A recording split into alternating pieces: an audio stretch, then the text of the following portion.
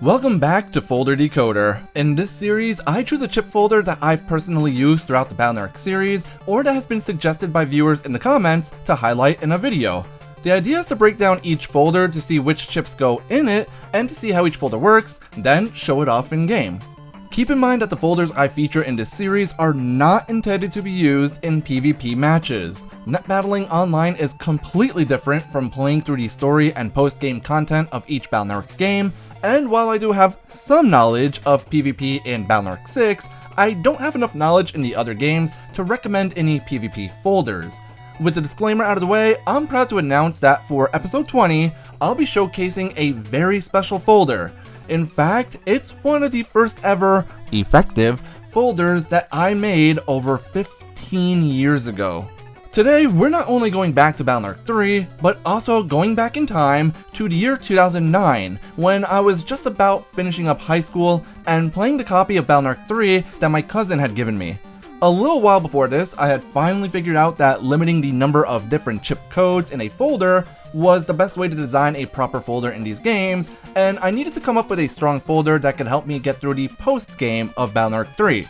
Now, normally, when I do a Folder Decoder episode and showcase a folder from this game, I tend to do Navi chip folders. I literally started this series with a Plantman folder and have also shown off the Bubbleman and Flashman folders in this game. However, this time things will be a little different, because rather than focusing on any Navi chips when I played the post-game for the first time, I decided to make my folder around a Program Advance instead. Just like in BN3 2, you can have multiple copies of a Program Advance in your folder as long as you had multiple copies of the chips required available to you. And as it turns out, there was one Program Advance that I had obtained 4 copies of each chip for while playing the game casually. Those were the Bubbler, Bubble V, and Bubble Side chips, all of which come in the E-code to create the Bubble Spread Program Advance.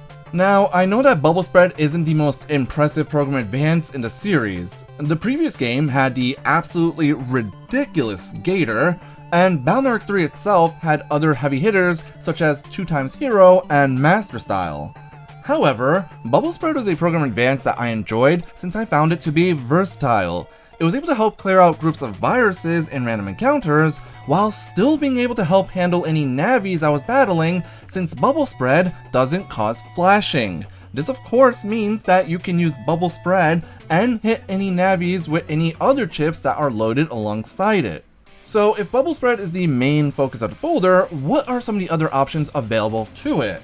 Well, for starters, Bubble Spread isn't even the only Program Advance that comes in the E-code, as Sword, Wide Sword, and Long Sword also come in this code, giving you access to Life Sword. However, having another Program Advance in the folder is a bit much and will likely cause issues with fluidity in the folder, so I would recommend going for either one or the other. However, in any case, there's another sword style chip available to you in this code, that being the Pawn chip. When Pawn is placed on the field, it will attack in a longsword range every time you hit the A button. This actually works well alongside Bubble Spread, as both the Bubbler and the Pawn's sword can hit an enemy, since again, Bubble Spread doesn't cause flashing. To help support the sword chips, you'll of course want to steal your opponent's area. Fortunately, the E-code has that covered as well, giving you not only area grab, but also the Metagel 2 chip. This gives you plenty of ways of stealing an opponent's area, which is always helpful even if you aren't planning on using Life Sword in your folder. And fortunately, the E-code still has plenty of other offensive tools to give supplemental damage. Before getting into the other E-code options, however, I do want to quickly point out that the images shown from here on out might not be in the E-code. Unfortunately, I don't actually have all of these chips on my BN3 3 Steam save file, since I haven't played it much after I originally streamed the game, and I surprisingly still haven't played BN3 3 on my Switch as of yet. That being said, I have checked on the Rockman EXE zone to ensure that each chip I will be mentioning from here on out comes in either the E or star codes. Shout out to the Rockman EXE zone community for the incredible work that they have done in providing info about the BN3 games. Back to discussing chips in this folder, where for starters, the E-code has some great Elect type chip options, including chips such as Elect Sword, Zap Ring 3, Arrow 1, Sensor 3, and Killer Eye. Zappering is especially notable as it can make hitting bubble spread much easier, while Sensor 3 and Killer Eye can work extremely well alongside chips that cause flashing or with Life Sword.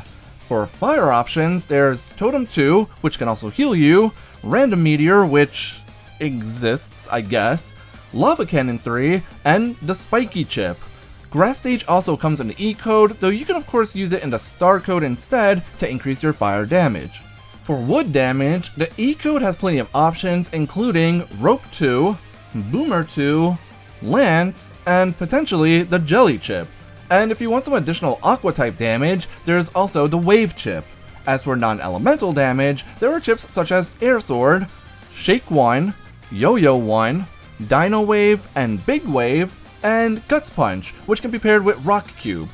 Last up is the obligatory mentioning of Invis, Fast Gauge, and Full Cust, but you may have noticed that I haven't mentioned other defensive chips yet. That would be because the E-code actually has a ton of defense options in Balnark 3.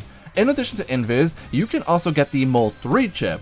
The E-code also gives you all of the barrier chips, which can be used to make the Barrier 500 program advance. This can even be paired with Holy Panel to give you an effective 1000 HP barrier. And there's also Cursed Shield 3 as well if you want a defensive chip that can deal damage. However, there's still one more defensive chip that I use in this folder that I have to mention, Rook Star. This chip is honestly one of my favorite chips in this game as it's a great defensive option if used properly. Rook is especially good against Proto Man as it blocks his sonic slashes and allows you to more easily react to his step sword attacks. But ironically, you can also use it to activate one final chip in this folder, No Beam 2, which only works whenever there's something behind Mega Man. This is a strong combo and honestly helps improve both the defensive and offensive profiles of this folder.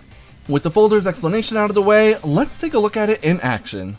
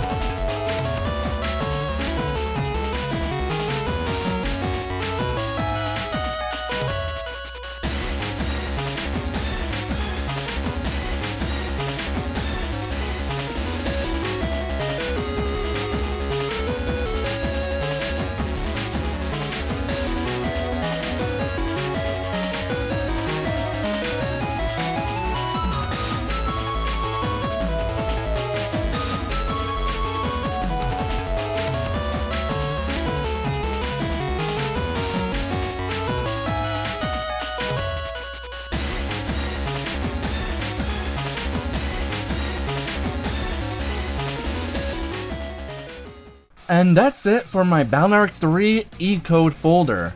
I've been waiting to share this one for a while now, but decided that it would be best to save it for a special episode. I'll admit that the folder isn't the absolute strongest one that you can make in the game, but it's still more than reliable enough to help get you through the majority of the post-game. It's really interesting how the E-code was given 2 offensive program advances, a defensive program advance, and plenty of other chips of each element type, giving us a lot of variety in the folders we can build using that code. If you enjoyed this video, please give it a like and consider subscribing to my channel for some more Battle Network content. In addition to these folder decoder videos, I have my Network Evolution series where I discuss the ways that individual chips have changed throughout the series, as well as a variety of essay-style videos on various Battle Network related topics. So if you're a fan of the Battle Network games, there's plenty here for you to enjoy. And as always, thanks for watching.